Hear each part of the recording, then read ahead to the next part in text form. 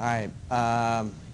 So you've got homework 9 in your hands right now. That's related to the NRCS method and includes a more detailed part of getting into the soil data for the area. And just this morning I've emailed you the zipped shapefile that you'll need to define an area of interest on the Web Soil Survey website. That's also posted on MU Online if for some reason your spam filter doesn't let the attachment through. So that'll be due a week from today in class, and I'd encourage you to get started on the Web Soil Survey stuff as early as possible, not because it's challenging, but just sometimes it's a multi-step process, and if you can't figure out how to get through one of the steps, then that'll give you a chance to ask me about it. I don't think it's anything really to be too anxious about, but just give yourself time on it so that it's not a rush at the last minute. Project is due on Thursday the 21st, and in class next time I'm going to hand out homework number 10, which will be our last homework assignment of the semester. The syllabus shows that there will be 11 assignments, but I'm going to incorporate the elements from the 11th assignment just into some in-class exercises that we'll do after Thanksgiving. And so homework 10, which is having to do with some watershed modeling, will be available to you after next class, and it won't be due until the Thursday after Thanksgiving. Any questions related to the announcements? Will we get more contact with the fund?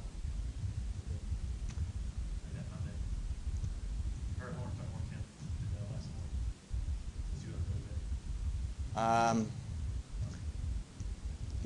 I don't know. It won't be important for you to have in your hands during the final, I don't think, but I'll grade it as quick as I can. It's tough to say this far in advance what other things I'll have going at the time.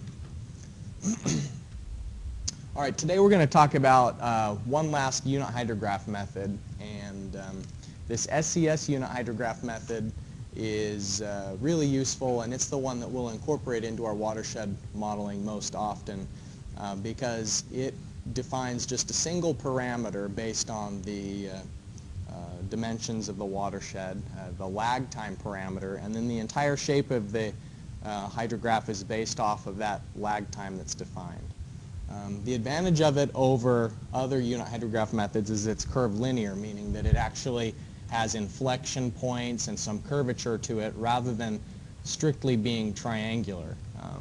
It's based on a triangular shape, but they've put a little bit more excuse me, a little bit more thought into it, and having studied a lot of watersheds, they developed this SCS method, and there are a couple of correction factors depending on if you're applying it in a typical watershed or an urban or a very flat rural.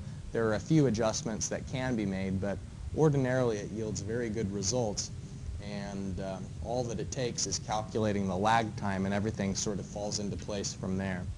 The lag time is based on a couple of parameters. First of all, you'll notice S, which is the watershed storage. And so the shape of the hydrograph is going to be basically how long does it take for the water to go from the start of the storm up to the peak flow. So this T sub P, the time to peak, is a function of the lag time and the time of concentration. They're all interrelated with very slight definitions. You can see that the lag time is from the middle of the rainfall hydrograph, so the duration of the excess rainfall to the peak. That's the definition of lag time. And then there are some, the definition of the triangle just sort of builds from there. The time of concentration is from the end of the rainfall event to the point of inflection where the slope is going down, and then it finishes its decreasing and starts increasing again, that point of inflection. But as I mentioned before, it's based on the storage, and so of course from last time that's a function of the curve number. The watershed slope has a variable here y, and so the steeper the watershed slope, that's going to reduce the lag time. It's going to increase how quickly the watershed makes its way towards the outlet. And finally, L, the hydraulic length, is the pathway from the furthest point in the watershed to the outlet. And that includes both overland flow, shallow concentrated flow, and channelized flow. And we can calculate that a lot more accurately using computer tools. In the past, they just have to estimate the hydraulic length, and because it wouldn't be possible to trace every single path in the watershed to know what's the furthest point from the outlet. It may not be the furthest point as the crow flies. Of course, there's going to be some meandering paths of the water going towards the outlet. When we do introduce WMS later today, all of these are parameters that are just reported automatically. The watershed slope, it gets from the underlying elevation data. The curve number, it can get from the soil type and the land use data that we read in from GIS data sources, and the hydraulic length is largely based on the GIS data. So once we know the time to peak, we can calculate the magnitude of the peak.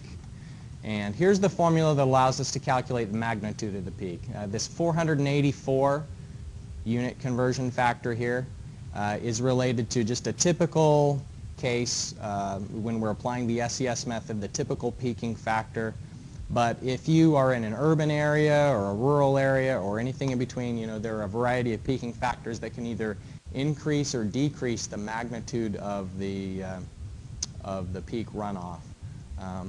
Ordinarily, what we're going to be doing is we're going to be using the shape of this, and we're going to be using SCS to calculate the times, but the actual magnitude of the peak, we won't often use this aspect of the SCS method when we're doing watershed modeling in the computer.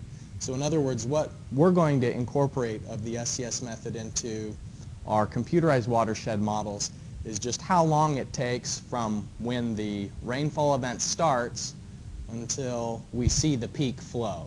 So we'll use the SCS method to identify the relative shape of the hydrograph. And let me jump ahead just quickly to show you these mass curve ratios and the discharge ratios.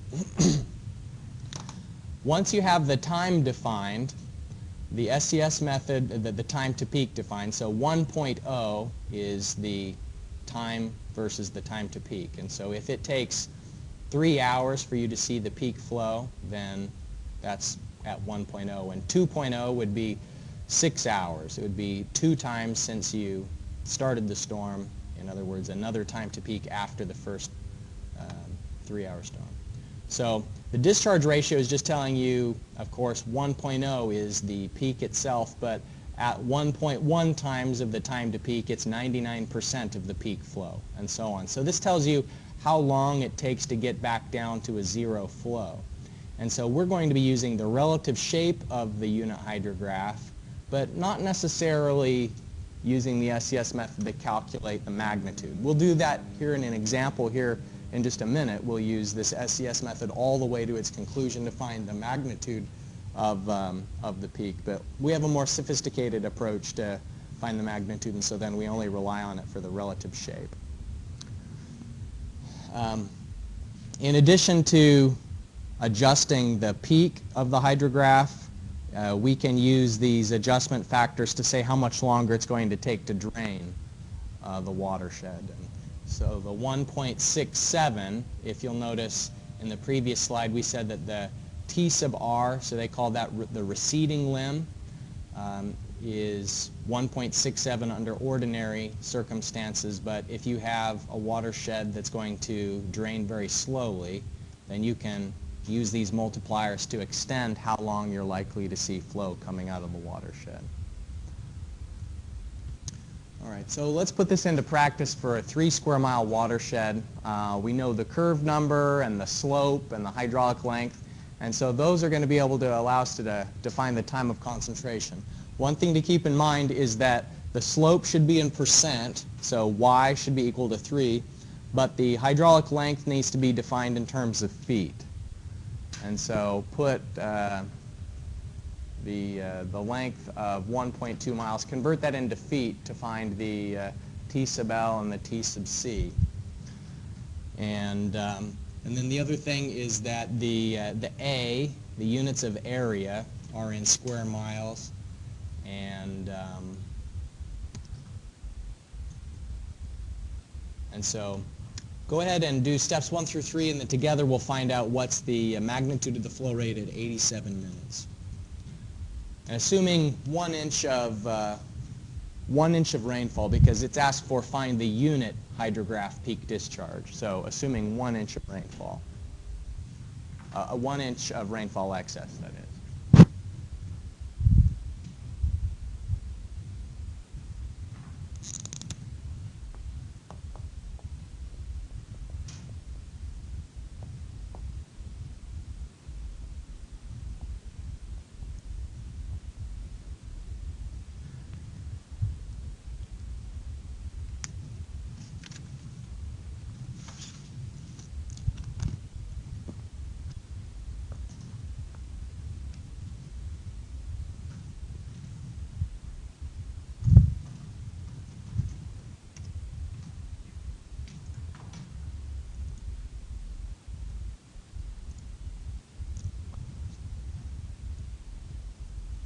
Okay, we find the time of concentration by first finding the lag time, which is 0.656 hours. The S we can find from the NRCS formula, 1,000 divided by the curve number minus 10. That gives us 1.63 for the S. And converting the hydraulic length from miles into feet, it's 6336 feet, and 3 as the percent that we substitute into Y. So that 5/3 times the lag time is 1.093 hours for the time of concentration.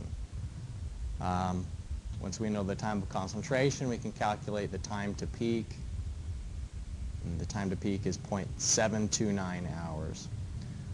In this case, just for illustration purposes, we are using the SCS approach to find the peak discharge, and that turns out to be 1992 CFS per inch. And the reason why Q was given as 1 inch is because we said by definition that this is a unit hydrograph, and so we assumed 1 inch of rainfall excess. So for every 1 inch of rainfall excess that happens, we're going to see 1992 CFS per inch. And so when does the flow actually occur? We can take the discharge ratios and paste that into Excel.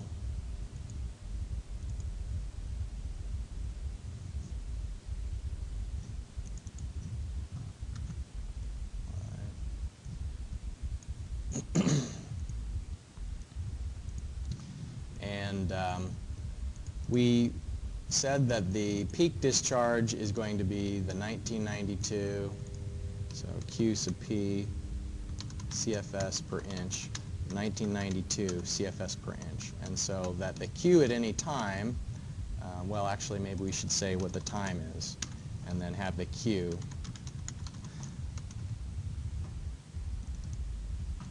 The time to peak we calculated was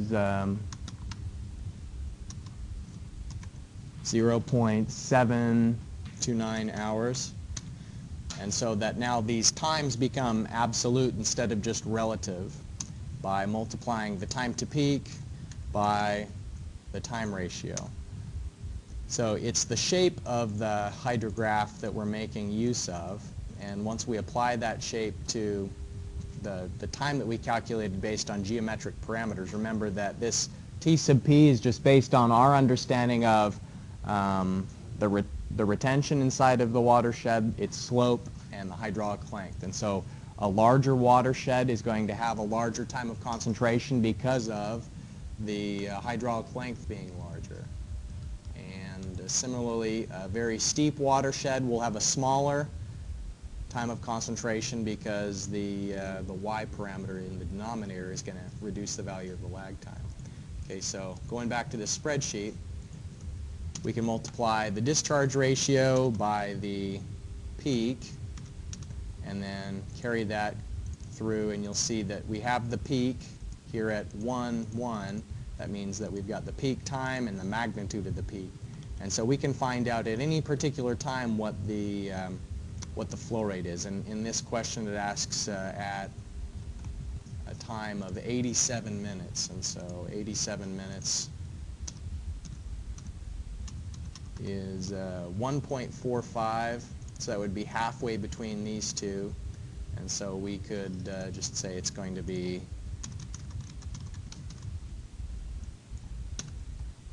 1454 would be approximately the flow rate that we'll expect to see at the time of 1.45 hours. Any questions on that example? Okay, so what we're going to use on a continuing basis is the shape of this curve. We won't really make use of this formula. And the way that we're going to continue to make use of it is we'll have some other way to tell us what the peak flow rate is. We'll still continue to use the SCS method to find out what the time to peak is, just not the magnitude of the peak. And so that doesn't render this any less useful than it already is, because we can scale this, and let's just draw a hydrograph briefly. It'll just change the magnitude of the hydrograph, but not necessarily any of its durations. So if we have this being our time in hours, oh, the computer's locked up, there we go.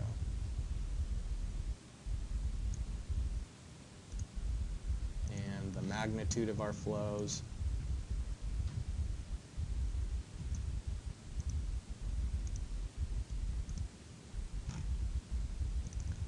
This new way of doing things here.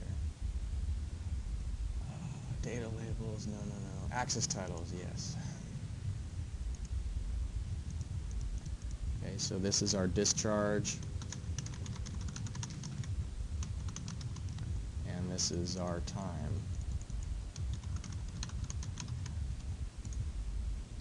When we do modeling in the computer, there's going to be other ways for us to find out what the peak is, more sophisticated than that equation we have. And so maybe the model that we'll do will find out that the peak discharge is actually 2,500. So it simply scales the peak, but the relative magnitude at any particular time stays the same. We'll be using that curvilinear shape that's defined by the SCS method. So any questions about this unit hydrograph?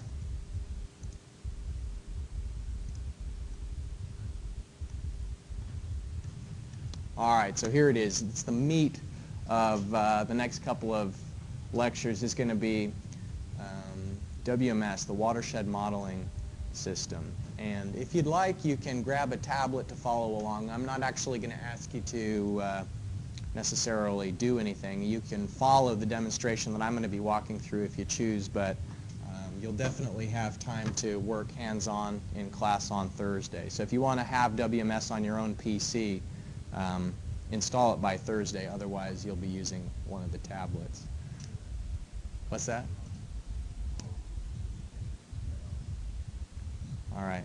So I gave you the website address for where you can go on the Aquaveo website to download WMS in the last class, and we'll actually go through and activate with licensing and everything together on Thursday. So you won't be able to run the program until you have the license code, and I'll tell you what that is when we do our demonstration on Thursday together. For now, I just wanted to show you a tour of the program and I guess talk about the purpose of watershed modeling, why we do it on the computer, and what sorts of questions it can answer along the way. So I just installed WMS on this machine, and I think it's activated, ready to go. The WMS that's installed on the tablets is 9.0 rather than the new version of 9.1 that's here, but the differences are relatively minor, so I don't think it'll be a problem for us.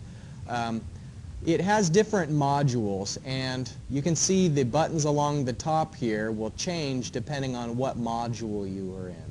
And these are the different modules across the top. Right now we're in something called the terrain data module, and that's a way of interacting with elevation data, because having a map of elevation data in the background is going to be one of the important things that WMS relies on.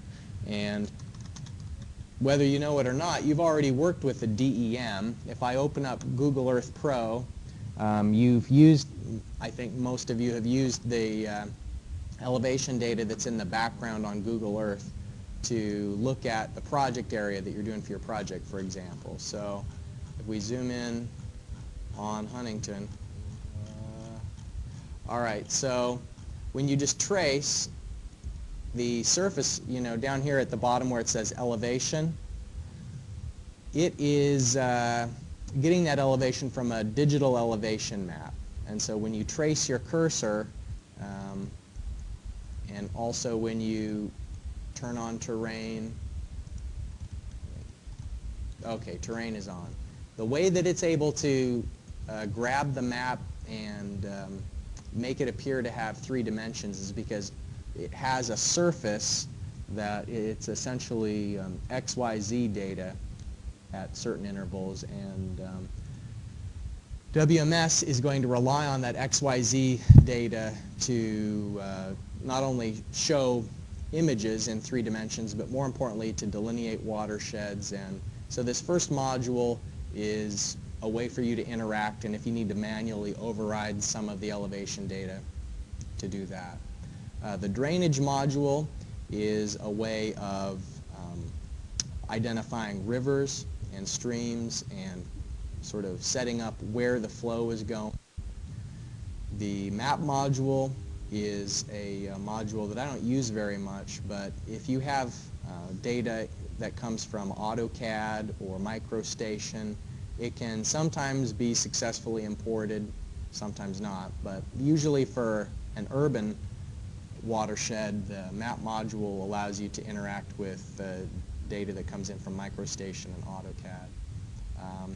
And the hydrologic modeling module is a conceptual kind of module. The tools that come up for that have to do with symbols that you break watersheds up into sub-basins, and so those are the 4 main modules we use. These other modules may not even be activated for the license code that I typed in. The river module is something you use to do HEC-RAS modeling. It's essentially, you remember, gradually varying flow from hydraulics. It's something that can help you set up a gradually varying flow modeling, make it a little bit easier when you're trying to do that. So there's a wizard that allows you to step through piece by piece the workflow that's required to set up a watershed module, and it's called the Hydrologic Modeling Wizard, and it's supposed to look like a wizard's hat. That's what I think the symbol is supposed to be. Now the little things underneath here might be roller skates, I'm not sure, but it's like a wizard hat on roller skates, so they're making it seem like it's really easy, and it is pretty easy if you just step through the things that it tells you to do. Over here in the Project Explorer, this is a way of keeping track of all the different files that you're opening. And you know, in StormCAD or a WaterCAD, when you save a file, when you save a project, it creates actually 4 different files, and you can't just email one of them and get the project to open. You know, there's multiple files that all have different pieces of the project, and the same thing is true in WMS. They try to get it all under one wrapper, but you're often going to be opening up external GIS files, and this sort of helps you to keep straight all of the files that are going to be a part of the model that you work with. The properties window over here on the right, anytime you select an object, whether it is a watershed or a stream, it'll give you properties like how long the stream is, what's the average slope of the watershed, what's the curve number of a sub-basin, and so on. And so this is just sort of where you get metadata about the elements of a watershed. And then these tools will also vary depending on what module you're in, but these are sort of shortcuts to tools that are also available through the menus, you know, to move around, zoom in, pan, previous view, go forward in the view, and so on. So I'll just sort of introduce the rest of the buttons as we use them along the way. Let's start up the Hydrologic Modeling Wizard. The first thing you do in any project is create a file name that you're going to save it to. So I'll just go to sort of a temporary directory here, and I'll call it WMS demo. And you actually have to click save, or else it won't save the file. You notice up here it still says untitled until we click save, and now it's actually established that file name. Click next to go through the next step in the workflow. So here is the overview of the workflow, and we'll step through it back and forth. So next puts us in define project bounds. Sometimes the hardest part of setting up a watershed is actually knowing where it is, because you'll know an outlet or you'll know an area of interest, but you may not know precisely how far upstream the watershed goes. And especially in West Virginia, where we've got mountains and valleys that are curving in all directions, it can sometimes take 3 or 4 different tries to finally be enclosing the entire area of a watershed. So you click on define to set up the project projection. And what we're going to use for most of the projects that we do is something that's called UTM Zone 17. That's West Virginia is in UTM Zone 17. And not to get into too much of the boring details, but each one of these is a different way of keeping track of position on the Earth. And for example, you know latitude and longitude that you'd get on a GPS. Lat long is one of these many different methods, but UTM is the one that's very commonly used for GIS data at sort of like the state level. Sometimes we'll have to convert between the two, but we'll just start off by saying UTM Zone 17, which is what we have here in West Virginia. A datum has to do with what you're considering as the 0 point for elevation and where you're fixing your back and forth measurements, and you can see that there's really a lot of them as well. We'll just use a NAD 83 without specifying any particular state, and units of meters. Sometimes you'll get a warning message that you need to convert into a projected coordinate system, and you just always pick UTM Zone 17 and that'll be fine. A projection NAVD 88, that's a vertical datum. If you get into a graduate level GIS class, you can worry about all those fine points. So we know the projection. Now it gives us the option. Previously this was grayed out. Now we can pick the boundary, and it pulls up a special tool that brings up a map that streams to WMS. It's sort of like, I think, based on Microsoft data. You can see Bing down here. That's the giveaway. You can zoom in using these tools here. So we'll find West Virginia and we'll zoom in on an area of interest.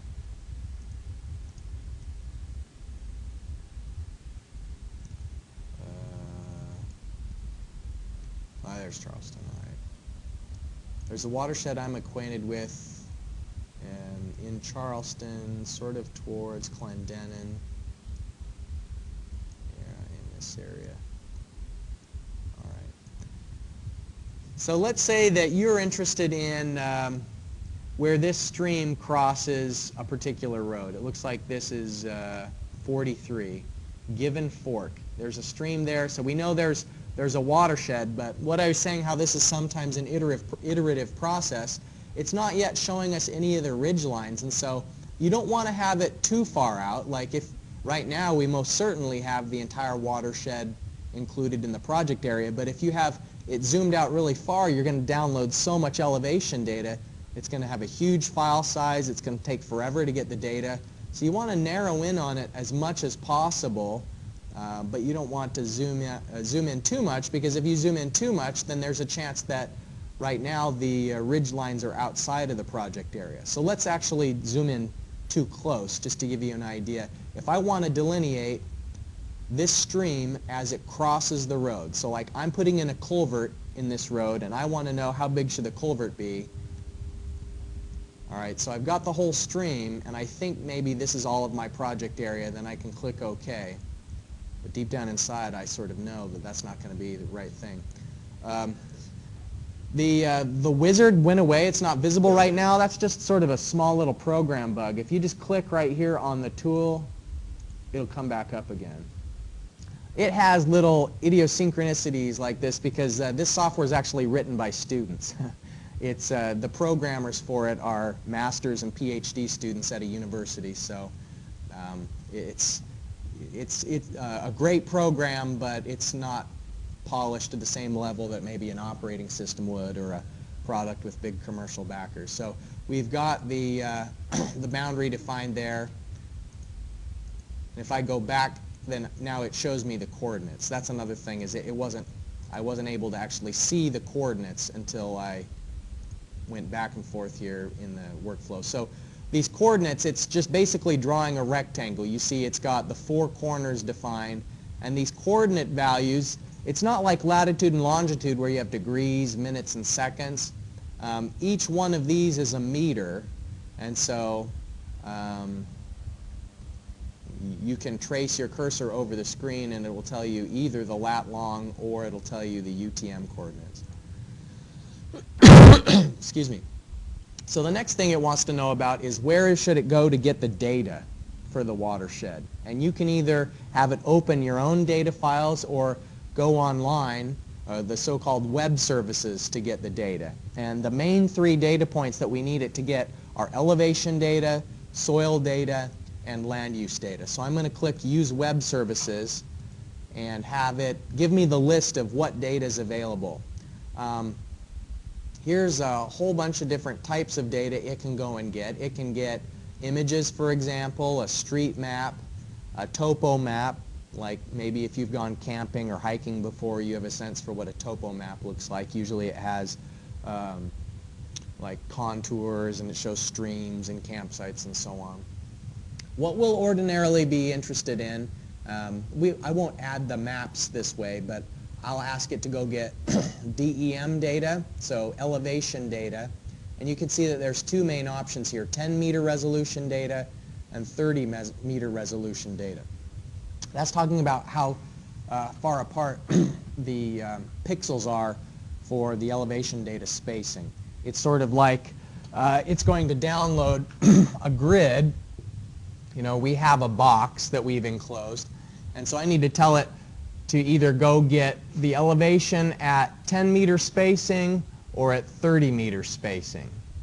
And one of those file sizes is going to be 9 times bigger than the other, because 30-meter resolution, that's saying that you're going 30 meters this way and 30 meters that way, so there's going to be 1/9 as many pixels. If you've got a relatively small area, 10-meter resolution is what you should go for. If you've got a big watershed, 30 or maybe even greater.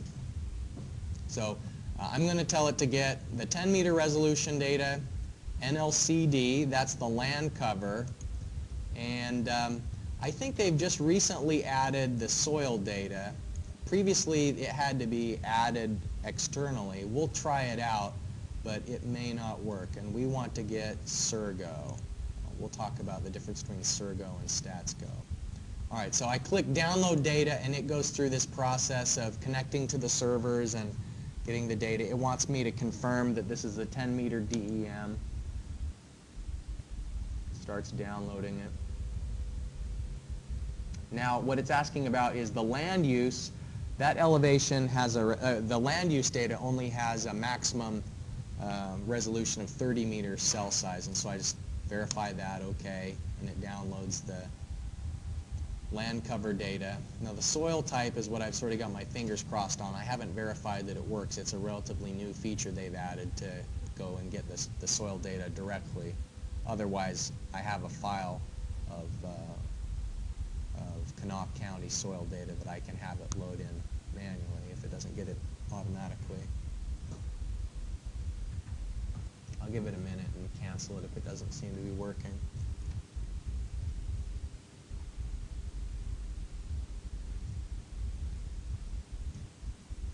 So why do you think, while it is working, what's the purpose of setting up a watershed model like this?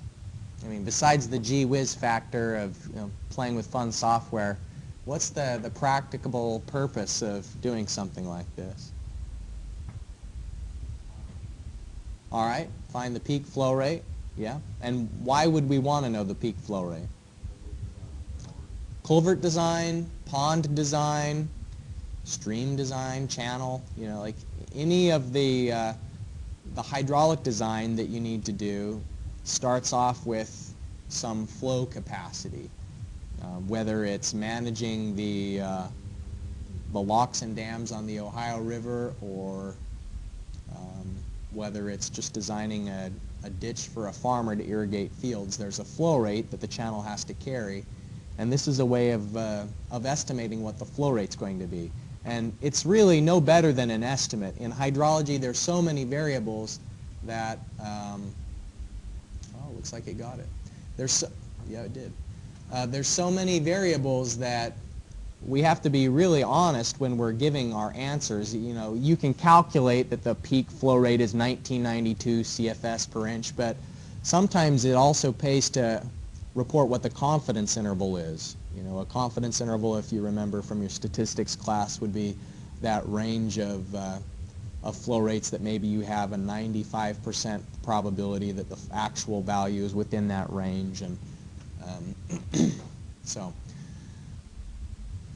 all right, we've got the data that we need. Now this wizard can be closed at any time and you can open it again. So let's close it and just take a look at what data it's given us. Right here in the GIS data, that's the soil type data. So I'll turn it off because it's sort of making everything else really hard to see.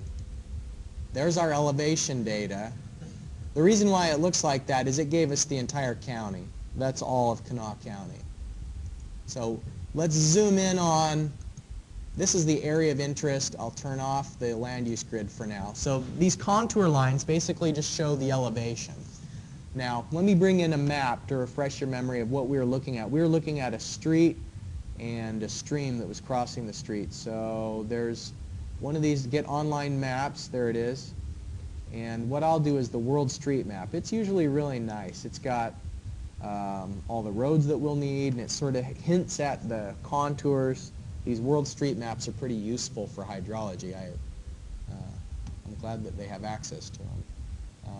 You can see right here it says it's processing. It's just streaming that map. So anytime you zoom in, it has to go through this processing procedure again, unless you make a static version of that. Like if you save it to your hard drive, then it won't have to go through the process any longer. And I'm sure when all of us are working simultaneously, it'll probably bog the system down. There we go. So I'm going to save it, and so it doesn't have to stream anymore. If I right-click on it, then I'm going to export that as an image. And this resampling ratio of 2 means that it's going to zoom in a little bit when it saves it. So I can have higher resolution even if I zoom in further. So I'll just leave it at the default of 2 and click OK. And it wants to know where it should save that map that it's going to create. So I'm going to call it demo map. This TIFF file is georeferenced, which means it's more than just an image. It also has coordinates that defines where the corners are, so that if you open it up in a program like this or another GIS program, the image is placed on the screen where it needs to be.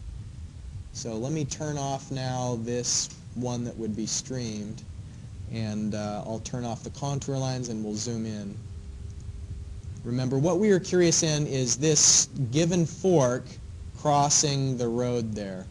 So I can turn on the contours and see that they sort of match up with what that image is implying. It's showing that there's a ridge line there. What do ridge lines look like on a contour map? You can see that, you know, here's the top of the, from the shading we can tell that there's the top of a area. Zoom out a little bit. But remember how I said deep down inside I sort of suspected I didn't have all of the area that I needed? It looks like I don't have the entire watershed. And so the way I can confirm that for sure, if I go back to the modeling wizard, we were at download data, we did that, it already read in the data. Okay, compute flow directions. There's this program called Topaz, and what Topaz does is it compares all the cells and tries to figure out where water is flowing to. What's the relationship, you know, if water falls in one cell, Will it go to the left, right, up, or down? It just looks for every cell at which of the adjacent cells is lowest. And from that comparison, it knows by doing it to every single pixel in the DEM network, it knows what way water will flow. So I just click Compute Topaz, and it starts, and very quickly will finish. And it will start to show where the low flow area, like where the streams are likely to be in our map. Oh, normal program termination. It's done. All right. So I can close that and zoom in on the area here. Oh, it's not displaying them. The streams aren't turned on. Let's see if I can switch them on. Oh yeah, I bet I know what it is. Here we have to decrease the watershed area upstream that will lead to, yeah, all right, there we go. So here, it doesn't know from, like, the program can't see that there's that blue line from the image. It's just it calculated these blue lines based on where's the lowest elevation in a certain area. And so it's predicting that a stream will form there because it has it's a low point in the map. And so I'll pick out my point that I'm interested in. Remember, it's that crossing location right here where the stream goes under the road.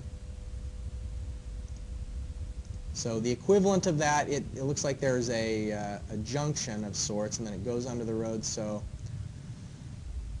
I'm going to put my outlet, create an outlet point right there.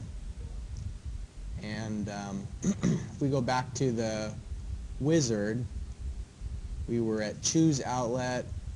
All right, we put the outlet down. Now delineate watershed. So if you click this button, delineate watershed, it'll draw a circle around your watershed area, and you can see that it's seeming pretty regular, and you know, this is the way it ought to be, but then it's just all of a sudden this flat line. That means I didn't capture the entire watershed boundary, so I have to go all the way back to the beginning, back to the drawing board. So that's why it's important to try and do your best to delineate the entire watershed area. So I have to define my project bounds, starting over with that. I can do it quicker than I did the first time. So we'll just pan down a little bit, we'll zoom out a touch. Now, that's almost certainly in there. It took a while to download all that DEM though, all that DEM data. So this time, before I do that, I'm going to delete this DEM. All right. So back to the wizard, the wonderful wizard. The data we're going to get this time, I'm going to have it get the 30-meter resolution data because it's faster. And I already have this. I don't need it. I already have the soil data still, so I don't need it. So it'll go and get the DEM data, hopefully quickly.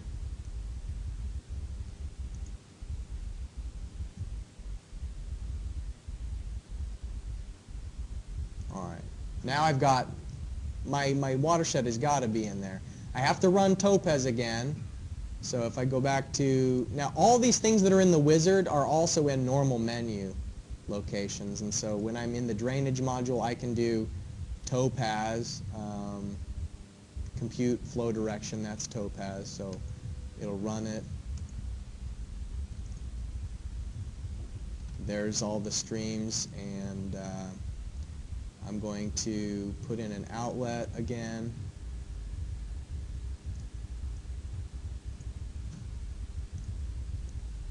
Drop it there and delineate the basin.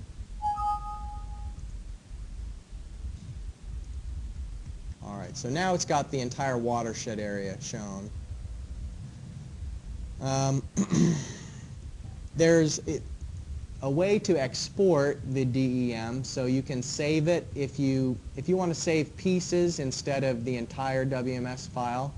Like I'll save, and right now saving the .wms file will include the DEM, the drainage coverage, all the supporting data that I need. But I can, if I want, I can save only the elevation map. It has many different file extensions that allows you to save, and so a DEM file, I'm going to just save the demo DEM and then show you if I start over from scratch, I can open up that demo DEM file without having to go online and find it again and download it. Okay, so run Topaz. It gives me the streams. I'm going to open up that image. I thought I had an image here. Oh wait, maybe I want to.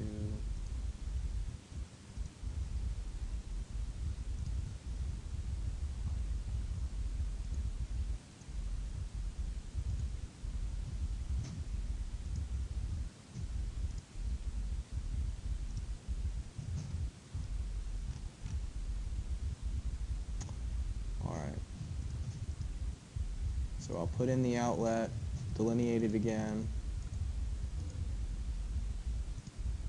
All right, so there's the watershed. Now, we've got the boundaries of the watershed. Like I was mentioning before, the three main pieces of this are the elevation, the soil type, and the land use.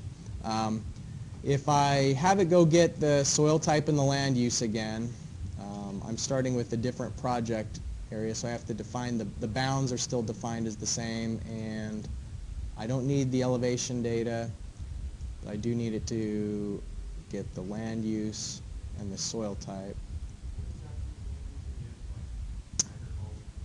Let's look at the land use stuff more specifically. Let me just focus in on that. I'll download it. Land use,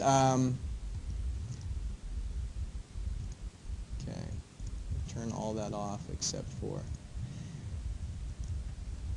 the different colors represents different land use, and so here the blue represents water, what is in different shades of yellow represents urban areas. I think here black is being represented as a like a forest area, and so it's just telling you what they're doing with certain parts of the land. And the underlying data, there is numbers associated that comes with the land use code. And let me just quickly get the table that defines land use, and it's how you map curve numbers is with this land use table and the underlying soil types. Just give me 1 second. I know right where it is.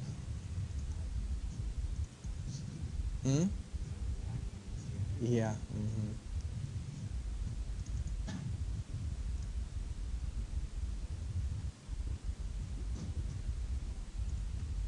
All right.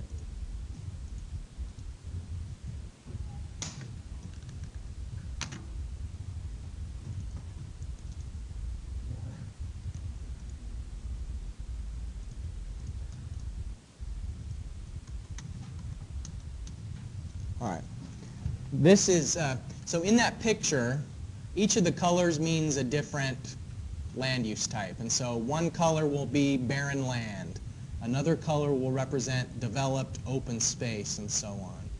And then there is a series of numbers after these. What do you suppose these numbers refer to? What's that? They're curve numbers. That's right. Why are there 4 of them? Those are different soil types, yeah. So, for example, if the land use file says a certain spot is pasture/hay, then it has 4 curve number options. We'll download separately a soil type data that says in that particular area whether it's soil type A, B, C, or D. And so now we've got the land use here. Let me see if I can have it open up the soil type that we had downloaded. Here's the Surgo soil type.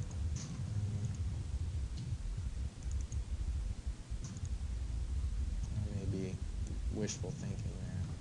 Soil A, it's the big one.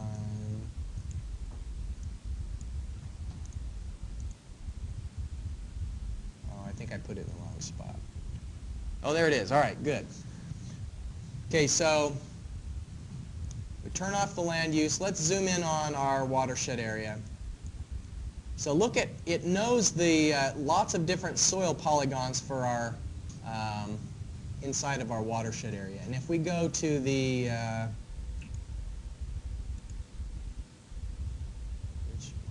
GIS module, yeah, if you go to the GIS module, then it'll let, if you click on one of these shapes, it will tell you what it is. So here I just clicked on a shape and it tells me that it is a GPD.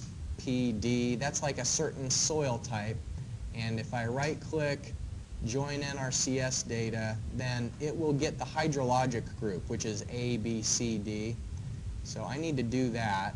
And now when I click on a cell, it'll tell me that's hydrologic group C. So this polygon right here is group C.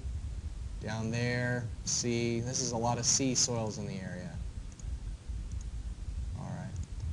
Almost entirely, it looks like. There's a B soil right there, that small one. So we have all these soil polygons, and on top of it, different land use polygons, and it'll automatically calculate the curve number for us by using this table as the key. So think about it, there's two things going together. There's land use, which is which one of these, you know, like which row, any particular spot. The land use file defines which row you're on. The soil data defines which of the four values that it gets. And then you come up with an areal weighted average. So let me do that calculation now. I'll go to the hydrologic modeling tool, and there's a calculator. Compute GIS attributes. You know, one thing I need to do though, since this is such a big, you saw how large that is, I probably ought to just select the areas that are inside of our watershed. Otherwise it's going to take a really long time to compute. So I'm going to create a new coverage, soil type coverage. And you'll learn how to do all this. There's like a million different steps that I've done today, and you don't need to worry about remembering all 1 million of them. Probably just, you know, 500,000 at most that you need to have memorized from today. So let me pan back over to here, and I'm going to select only the soil elements that are inside of our, now a lot fewer of them are selected. Now I'm going to move that over to this soil coverage.